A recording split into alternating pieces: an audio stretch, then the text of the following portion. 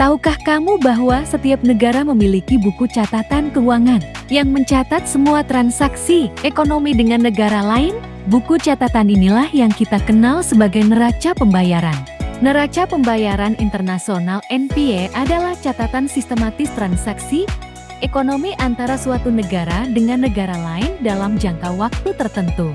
Komponen neraca pembayaran internasional. 1. Neraca berjalan. Neraca berjalan current account adalah selisih antara ekspor dan impor. 2. Neraca modal. Neraca modal capital current adalah selisih antara modal masuk dan modal keluar. Mengapa neraca pembayaran internasional itu penting? Pertama, kesehatan ekonomi. Mencerminkan seberapa sehat ekonomi suatu negara dalam hubungannya dengan negara lain.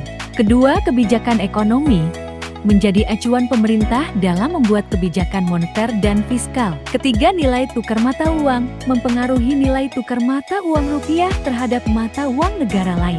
Faktor yang mempengaruhi neraca pembayaran internasional. Kondisi ekonomi global, pertumbuhan ekonomi dunia, harga komoditas, kebijakan moneter negara lain, kebijakan pemerintah, kebijakan fiskal, moneter, dan perdagangan, produktivitas, kualitas dan kuantitas produksi dalam negeri, nilai tukar mata uang, nilai tukar rupiah terhadap mata uang asing.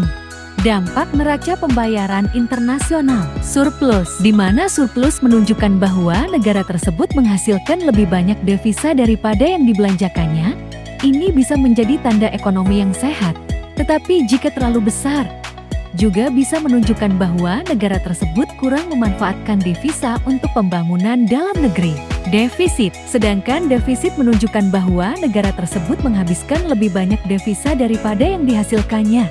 Ini bisa menjadi tanda adanya masalah dalam ekonomi, seperti ketergantungan pada impor atau kurangnya daya saing produk domestik.